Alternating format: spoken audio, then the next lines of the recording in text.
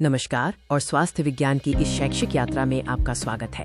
आज हम मानव शरीर के सबसे महत्वपूर्ण अंग हृदय की अद्भुत 3D शारीरिक रचना और रक्त प्रवाह को समझेंगे। ये वीडियो हाई स्कूल और कॉलेज के छात्रों के लिए हृदय प्रणाली की जटिलताओं को सरल, स्पष्ट और आधुनिक चिकित्सा एनिमेशन शैली में समझाने के लिए डिजाइन किया गया है। आइए हृदय के इस यथार्थवादी 3D मॉडल से शुरुआत करें।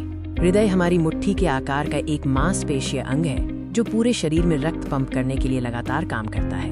हृदय छाती गुहा के केंद्र में फेफड़ों के बीच थोड़ा बाईं ओर स्थित होता है। यह एक सुरक्षित स्थान है जो पसलियों के पिंजरे द्वारा संरक्षित है। हृदय 4 मुख्य कक्षों में विभाजित है। इन 4 कक्षों को बारी बारी से देखते हैं जो रक्त को कुशलता से पंप करने के लिए एक साथ काम करते हैं। दायां आलिंद शरीर से विऑक्सीजनित रक्त नीला रंग प्राप्त करता है। इसके ठीक नीचे दायां निलय है जो इस रक्त को फुफ्फुसीय धमनी के माध्यम से फेफड़ों में पंप करता है। बायां आलिंद फेफड़ों से ऑक्सीजनित रक्त लाल रंग प्राप्त करता है। ये रक्त बाएं निलय में जाता है जो हृदय का सबसे मजबूत कक्ष है और इसे महाधमनी के माध्यम से पूरे शरीर में पंप करता है। हृदय से जुड़ी प्रमुख रक्त वाहिकाएं रक्त के परिवहन में महत्वपूर्ण भूमिका निभाती हैं। आइए इन वाहिकाओं को विस्तार से देखें। शरीर से विऑक्सीजनित रक्त 2 बड़ी शिराओं सुपीरियर और इन्फीरियर वेना कावा के माध्यम से हृदय में प्रवेश करता है।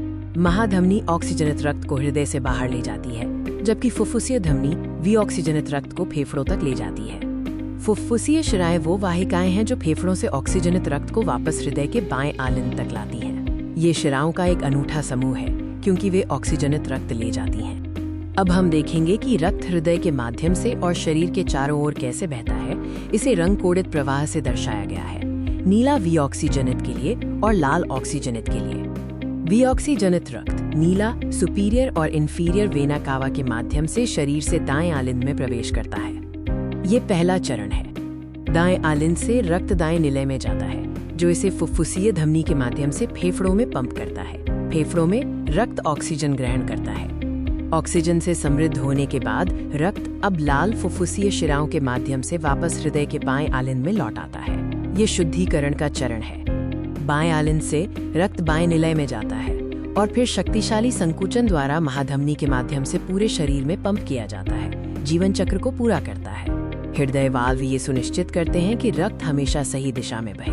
हृदय में 4 महत्वपूर्ण वाल्व होते हैं: ट्राइक्स्पिड वाल्व, फुफ्फुसीय वाल्व, माइट्रल वाल्व और महाधमनी वाल्व। ये सभी सुनिश्चित करते हैं कि रक्त को कुशलता से और बिना किसी रुकावट के आगे बढ़ाया जाए।